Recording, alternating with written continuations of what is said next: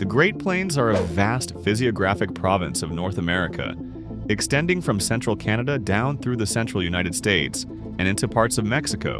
In America, the Great Plains span across approximately 10 states, including Montana, North Dakota, South Dakota, Wyoming, Nebraska, Kansas, Colorado, Oklahoma, Texas, and New Mexico. Covering an area of about 500,000 square miles, it accounts for around 14% of the total land area of the U.S. Characterized by their relatively flat to gently rolling terrain and historically covered by vast grasslands, the Great Plains represent a vital agricultural heartland. Despite their immense size and economic importance, the region is notably sparsely populated. The area has a population of only about 10 million people, which is roughly 3% of the U.S. population. This results in a very low population density of around 20 people per square mile, compared to the national average of approximately 88 people per square mile. In other words, the Great Plains has only about 1/4 of the population density of the United States as a whole. This striking imbalance between the region's vast physical size and its small population raises important questions about the factors that shape where people choose to live. So today, we will explore what makes the huge area of the Great Plains become empty. 1. Geography. The Great Plains is a vast and striking region in the central United States. Known for its natural beauty, rich history, and cultural heritage, it features wide-open prairies, dramatic skies, and some of the most iconic landscapes in North America. Famous sites include Badlands National Park and Mount Rushmore in South Dakota, Palo Duro Canyon in Texas, and Chimney Rock in Nebraska, a landmark on the Oregon Trail. Economically, the Great Plains is a powerhouse of agriculture, known for its wheat fields, cattle ranches, and open-range farming. However, despite its natural and historical appeal, the region's geographic conditions present challenges. While some areas have incredibly fertile black soil that developed under tallgrass prairies, other parts, especially in the drier west, have thinner, lighter soils with less organic matter. While seemingly advantageous for farming, the flat and open landscape offers little protection from the elements. Winds are often strong and relentless, contributing to soil erosion and making outdoor work challenging. The lack of varied topography can also be perceived as monotonous by some, contributing to a sense of isolation. 2. Climate variability and water scarcity. The Great Plains has a continental climate, which means it experiences hot summers and cold winters, with large temperature swings between day and night. Summer temperatures can often exceed 90 degrees Fahrenheit, especially in the southern parts like Texas and Oklahoma, while winter temperatures in the north, such as in North Dakota, can drop below 0 degrees Fahrenheit. Precipitation generally decreases from east to west across the Great Plains. The eastern parts receive enough rainfall, with around 20 to 28 inches annually, to support consistent cropping, making them the breadbasket. However, moving westward toward the central and western Great Plains, precipitation sharply declines, falling below 20 inches per year and often dropping to 10 inches or less in places like eastern Colorado, western Kansas, and the Texas Panhandle. This transition into a semi-arid climate presents significant challenges for farming, particularly for traditional crops introduced by European settlers, which are heavily dependent on regular rainfall. In these drier areas, agriculture often requires irrigation or a shift to more drought-resistant crops and grazing. In addition, droughts are a recurring and sometimes devastating phenomenon in the Great Plains. These droughts can last for multiple years and severely impact both crop production and livestock grazing. Historically, the most infamous example was the Dust Bowl of the 1930s, when prolonged drought combined with poor farming practices led to massive dust storms and forced thousands of families to abandon their land. 3. Scarcity of resources. Another key factor contributing to the low population density and limited urban development in the Great Plains is the scarcity of natural resources, particularly water, forests, and minerals. Unlike other regions of the United States, the Great Plains lacks large river systems and permanent freshwater sources, especially in its western parts. While major rivers like the Missouri and Arkansas flow through parts of the Great Plains, many areas lack abundant surface water. The Ogallala Aquifer, one of the largest underground water reserves in the world, has supported irrigation-based agriculture for decades. It is now rapidly depleting due to overuse and limited recharge from rainfall.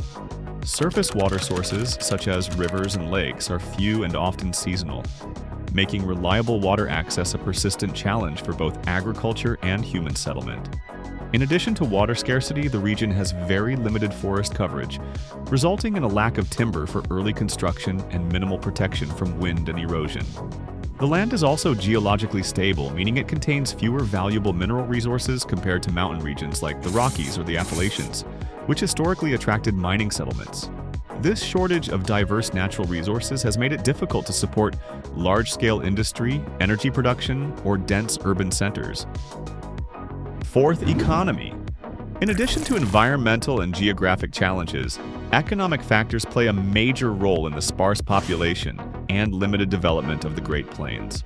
The region's economy has historically been based on agriculture and ranching, which require large areas of land but relatively few people. Mechanization and advances in agricultural technology have further reduced the need for labor, meaning that even large farms can be operated by just a few workers. Unlike other regions with diversified economies, such as the Northeast with finance and education, or the West Coast with tech and entertainment, the Great Plains has limited industrial and service sector development. Many small towns rely on just one or two industries, making them vulnerable to economic shifts, commodity price changes, and droughts.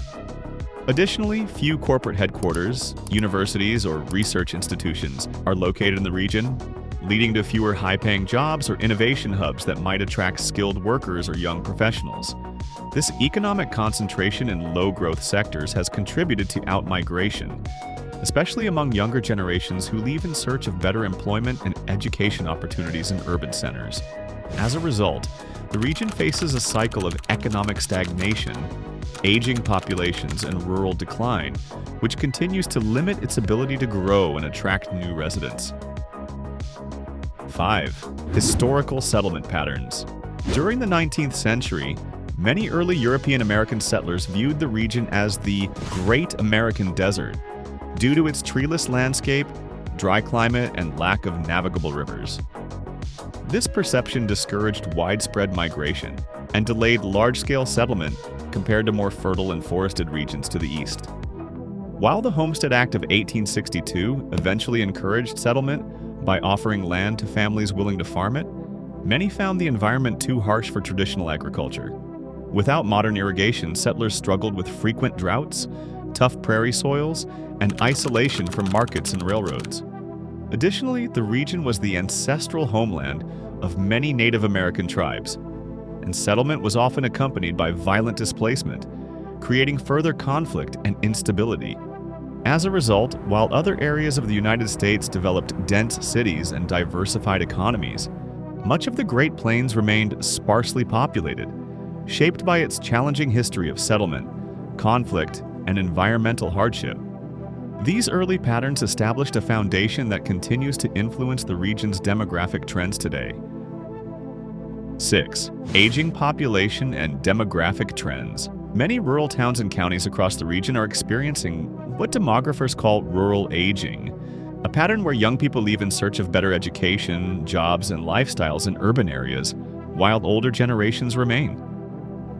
As a result, the population in many communities is increasingly elderly, with fewer working-age adults and declining birth rates. This imbalance leads to a shrinking labor force, reduced school enrollments, and a growing demand for healthcare and social services tailored to seniors, often without the infrastructure or workforce to support them.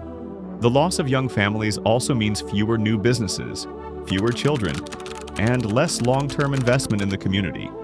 Over time, this creates a cycle of demographic decline, where population loss accelerates as opportunities and resources disappear. In some counties, particularly in western Kansas, Nebraska, and the Dakotas, the population has been steadily falling for decades, and entire towns are at risk of fading away. These trends pose serious challenges for the future of the Great Plains, as reversing rural depopulation becomes increasingly difficult without structural changes to the economy, services, and infrastructure. Despite its physical size and national importance, the Great Plains continues to face persistent issues that limit its population growth and development, ranging from environmental hardships and economic limitations to social isolation and demographic decline. Understanding these factors helps us see why such a vast part of the country remains so sparsely inhabited. However, if you're searching for a place where the skies seem to stretch forever, where history echoes across open plains, and where quiet beauty meets rugged resilience, then the Great Plains might just surprise you. It's not crowded, it's not flashy, but it offers something rare in today's world: space to breathe, stories to uncover, and landscapes that stir the soul.